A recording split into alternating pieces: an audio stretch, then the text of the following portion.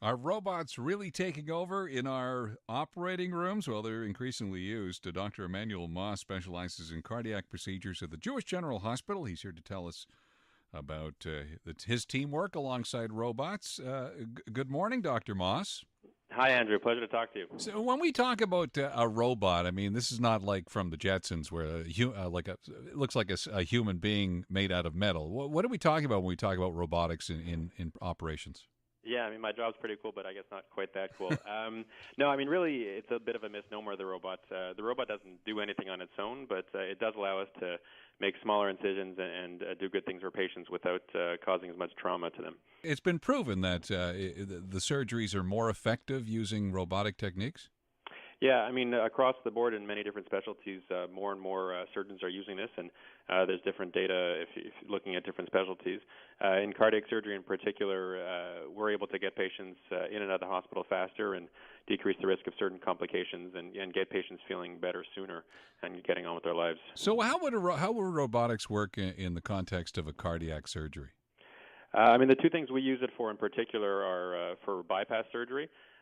So it allows us to avoid doing a sternotomy, or as some people would call it, cracking the chest open, Mm-hmm. and just make a few small holes or incisions on the side of the patient, get the blood flow going back to their heart as it should be.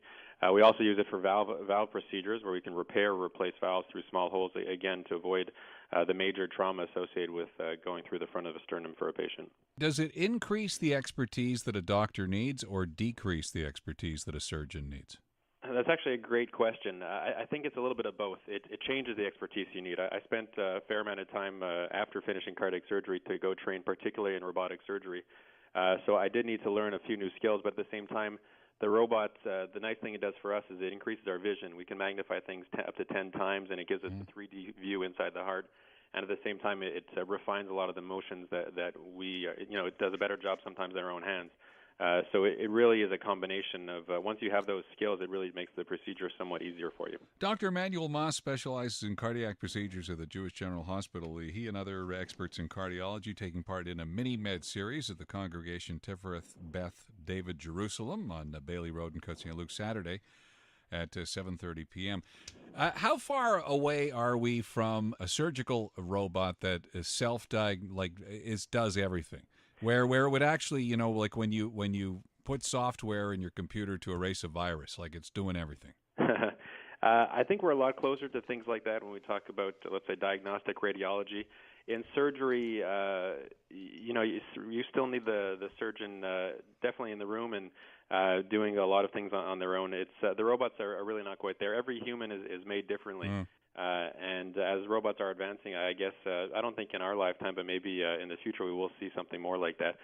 For now, I think surgeons still have a good job security. Yeah, it's very interesting. Dr. Moss, thanks for your time. I appreciate it. Pleasure so much. Great talking to you. Thanks, Andrew. Dr. Emmanuel Moss specializes cardiac procedures at the Jewish General Hospital. The talk is a mini-med series, Congregation Tifereth Beth David Jerusalem, 6519 Bailey Road in Côte Saint-Luc. It's Saturday at 7:30.